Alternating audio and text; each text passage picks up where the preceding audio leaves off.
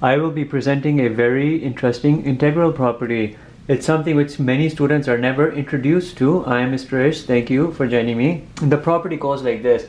You have a certain function, f of x and then dx. You have a lower limit 0 and here we'll say a. This would be equivalent to you having looked at this representation a minus x dx. But what does this mean? You see this a over here, it has transferred over here and it has squeezed itself into this. And that statement that you see here would be equivalent. As a very quick example, 0 pi over 2 sine x dx should be equivalent to you looking at this sine and then you squeeze this pi over 2 right over here, pi over 2 minus x dx and integral 0 pi over 2. If you integrate this and you integrate this, the results should be exactly the same. You know this is minus cosine x antiderivative.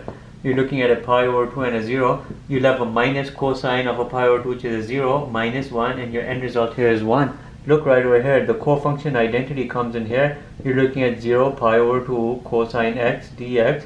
Again, your end result will be 1. This is exactly what we're talking about. The upper limit can squeeze itself down over here and it can come right before that x. You'll have a minus x. Take a look here at this example. We have a function 0 to 1 e to the x dx. A definite integral function is being looked at.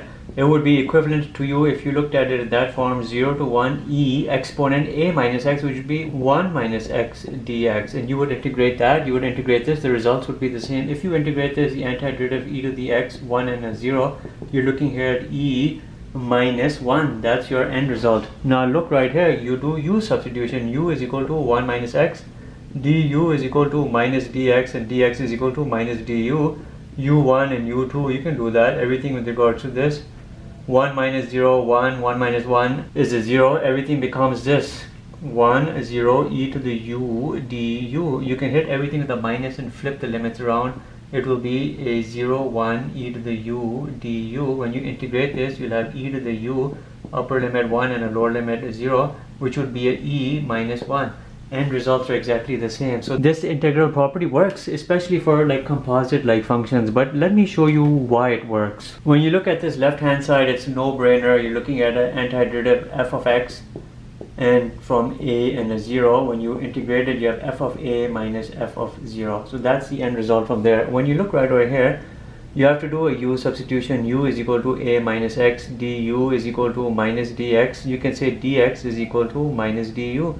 You have u1, which is equal to everything with regards to this a minus 0, which is an a. u2 is equal to a minus a, which is a 0. You modify everything, you'll have a minus a 0 f of u du. You can hit everything here with a minus and then I can flip the limits around. It will become here a 0 to an a f of u du. When you integrate this, your antiderivative looks something like this. And you know you have an a and 0, and then when you do your final computation, you're going to have f of a minus f of 0. So it exactly mirrors what you're getting from the other side. So this integral property is a very good one. It's rarely ever taught to students, but it works. F of x from 0 to a is the same thing as f of a minus x from 0 to a. Thank you. Have a good day.